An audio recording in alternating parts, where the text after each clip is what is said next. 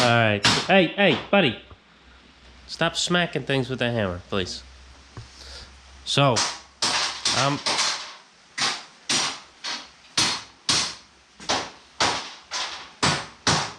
hey, I said stop. Alright, so I'm working on this. I'm going to put some spacers behind these two flanges to push this out. Because as you can see, it's not quite lined up correctly. And I have this anvil pushed all the way forward to here. So if I space it out, I can move this back a tad and have it lined up. Shepherd, hey, hold on. And then I think I need to add another spacer or something, small spacer, just to lift me up a tad so I don't have to use these little shims underneath the bottom die. You know, we're gonna get this all sorted out.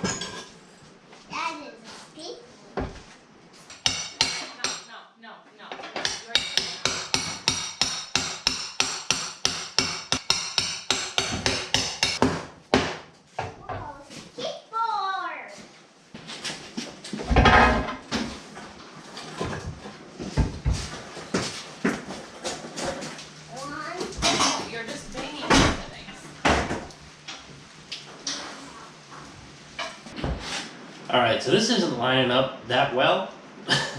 Not really surprised. But because these holes for the studs were drilled in by hand by me and Ken, and you know, drilling things by hand, it's not really the straightest. I probably should just cut these down because I have leverage out here to move everything close. Let me try here. So the only one right now is this one.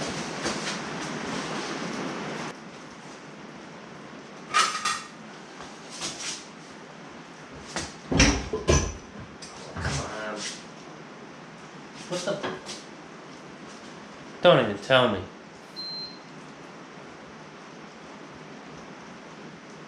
Is the power going out again? If someone hit a pole and the power goes out, I'm gonna be pissed.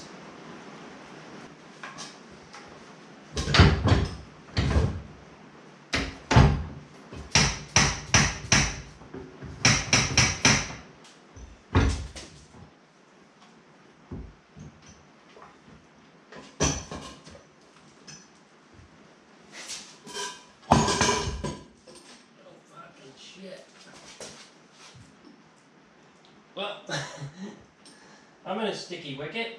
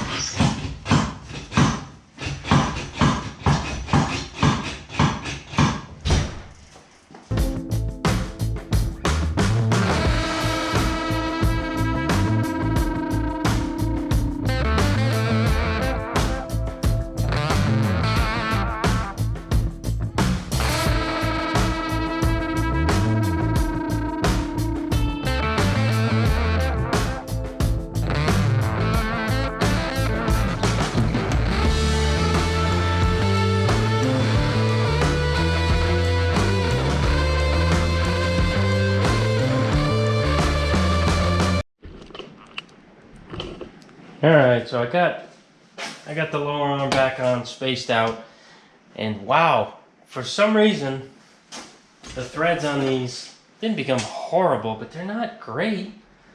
Man, I couldn't even spin them all on. I had to literally almost use this the whole time.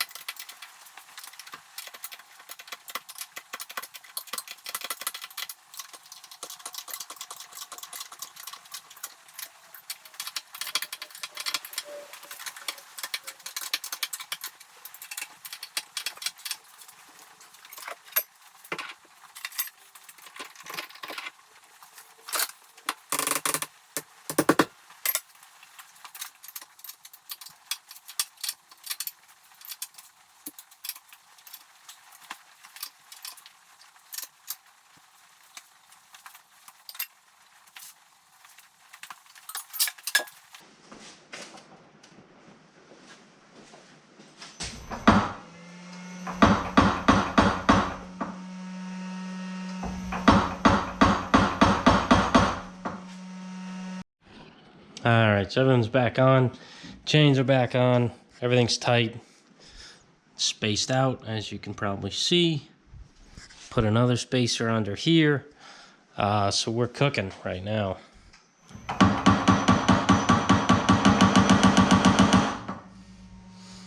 can probably adjust this less. It's a pretty heavy stroke right now, but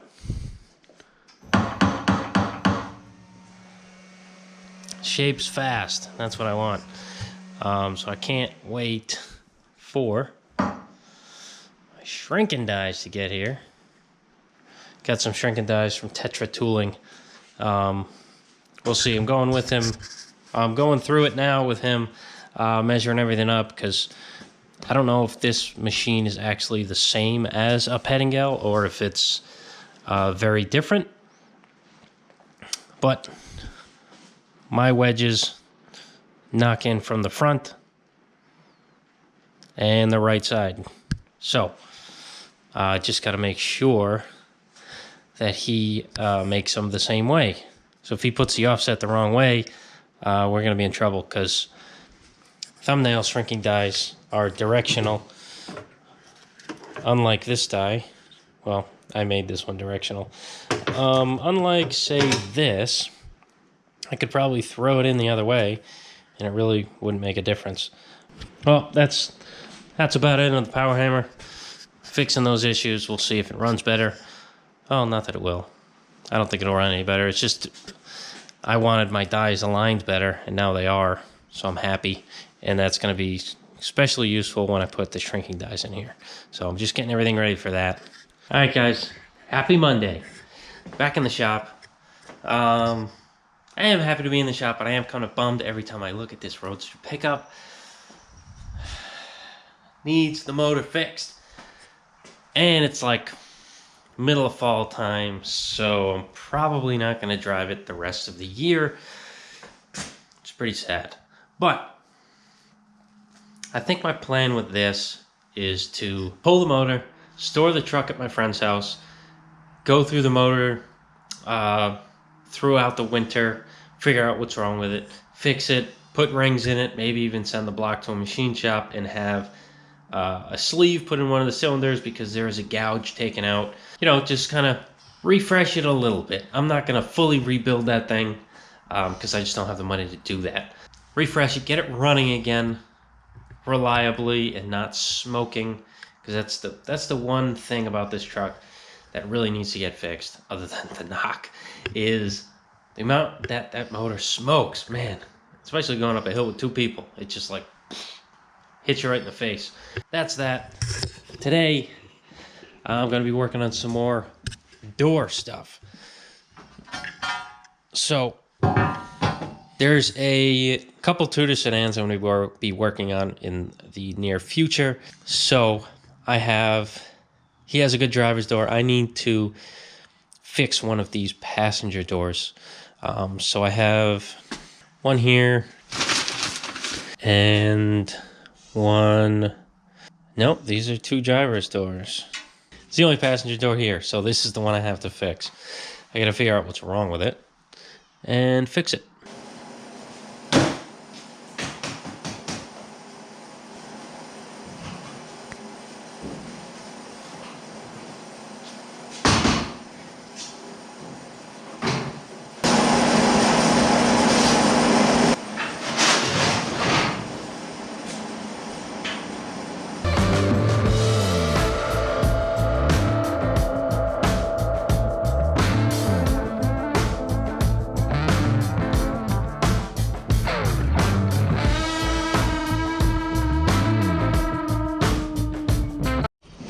All right. Here's the next project, 1930 Model A Roadster. It's got some kind of Ford GT engine in here or something. I don't know. It's a newer Ford motor.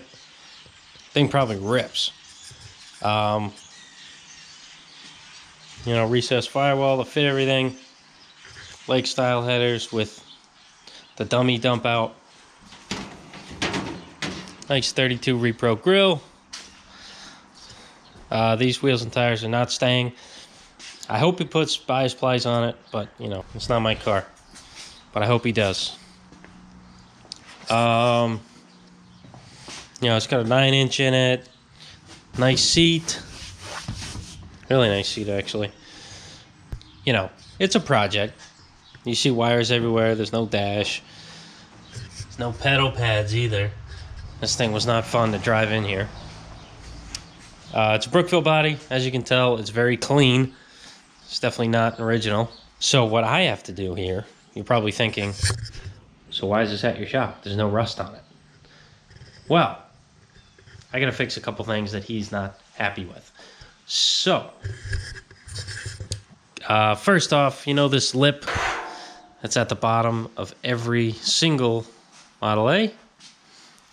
Because the trunks are the same, the lids are the same, whether it's a trunk or a rumble seat. This is just not punched out, and there's one that's punched out here. So, we're gonna flatten this out. Make sure this just comes down straight. And, you know, just this whole back end, because he has this new piece. Somebody put this in. He likes it, so he's keeping it. And also this thing here. I'm not too crazy on it, but he wants to keep it. It's like the lower heavy cross member that I call it, that goes along the back sub rails. It just makes it bigger, and I guess you put a tail light in it or something. You know, just make all those three pieces flow, and so everything's nice. So I got to do that. And also, since this is much bigger than the normal one, it sticks down a bit here. So he wants me to do something about that and kind of make it seem like, you know, it was kind of meant to be that big. I don't know what I'm going to do, but I'll figure something out. And I think that's about it. Except for welding pedal pads on there, and I think I'm doing the hood strap kit for him while it's here. He's going to order that, and when it comes in, he's going to give it to me. And we're going to strap this thing with the leather straps and the spring kit from Limeworks. Oh, one of the main things, he doesn't like how thick this body line is to how thin this one is. So my what I'm gonna do, I'm just gonna weld a piece at the end, at the edge of the body, to match up with the bottom of this, the bottom of this guy. So from the side, it'll look, well, it'll look like it because it will be the same thickness, one to the other. Same with the other side, because you see the difference in height there and the difference in height over here. I can't even measure one of my doors and see if the door is just wrong. I don't think it is, but I think this is just like a Model A thing. This one, same thing. It's much bigger on the quarter side than it is on the door side. The front here, it's not that big of a deal. A little bit smaller on the door side, but not by much. That's the plan here. And also, I forgot, I suggested to him that we lean back these posts because, you know, it's the straight up look is not it's not the look anyone's going for. So we'll fix that, make it look right, make it look like a hot rod and not a street rod. Even though it's kind of more street rod than hot rod, you know, I'll try to put my touches on it to make it look like a hot rod. Nice body overall, because, you know, it's a Brookville. Really not crazy about this. This is one ugly steering wheel. But, you know, I trust that he'll put something else on here. And this is just a mock-up steering wheel. Don't mean to bust your beans there, bud. But, yeah, that's gotta go. Yeah, we gotta get work on this because we're kind of waiting on the door. I know I started working on the door, started drilling something out, but when he got here, he said, hold up on that. He's gonna look for a door. I think he's going to Epping swap meet. I'm not sure. I don't know any of the swap meets, but he's going there. He's trying to look for a door there, nice passenger door, so he doesn't have to pay me to do that, because I understand that that door is kind of, it looks decent, but it's been tweaked in all the wrong places. So yeah, let's work on this.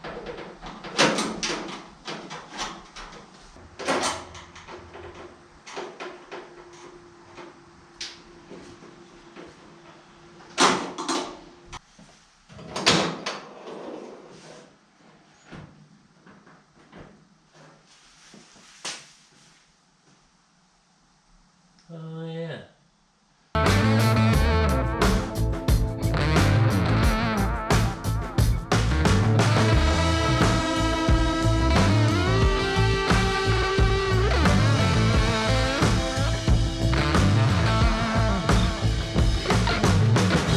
Alright, so first things first, like I always like to do, I've said it many times, I like to start with a nice small job first, just to dip my toes into the project itself. First things first, I am going to shrink this edge a bit to get this contour matching bed, or stretch it actually. Might need to stretch it, yeah, it's off. So I'm going to take my contour gauge. I might take a sweep, but I might take one of my contour gauges and put it against this and see where it sits and what I have to do to it.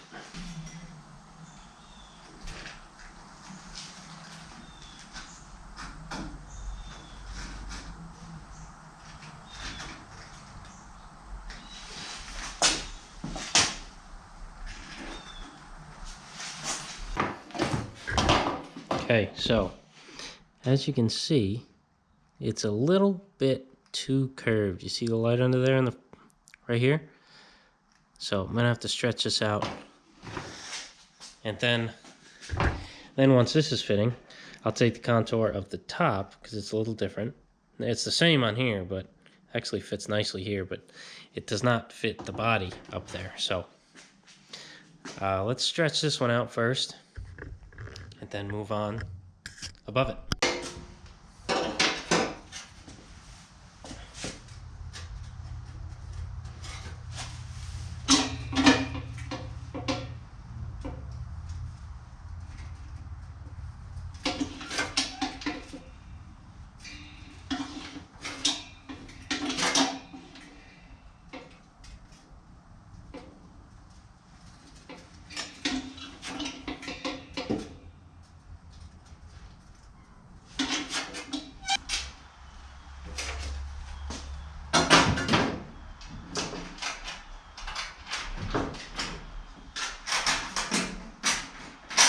fits better. Perfect, actually.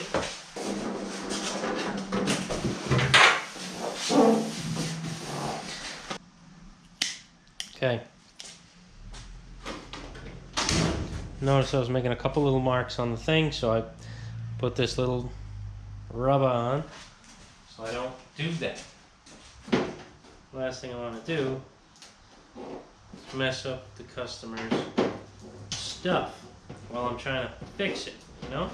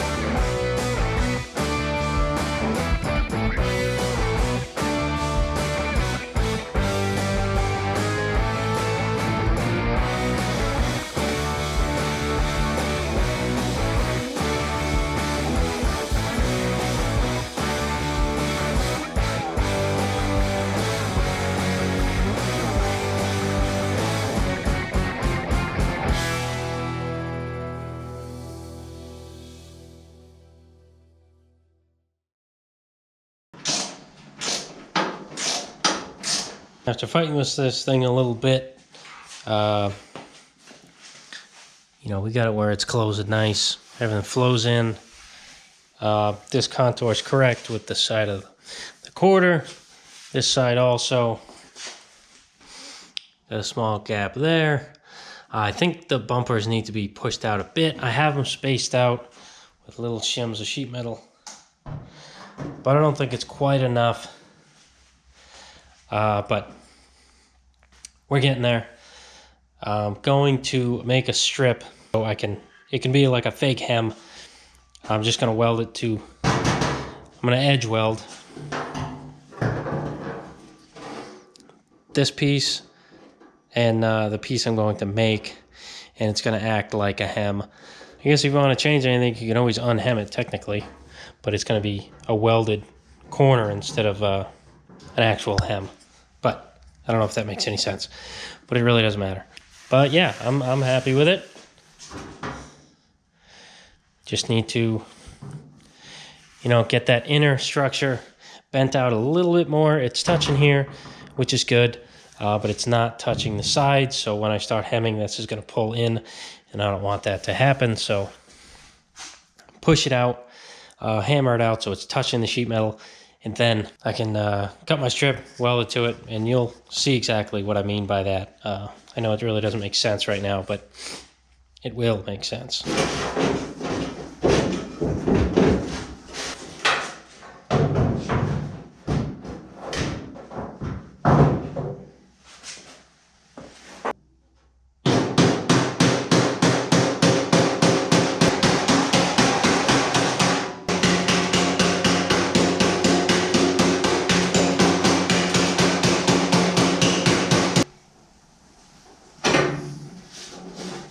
Alright, after moving this inner flange out to meet the sheet metal, I did a test fit again.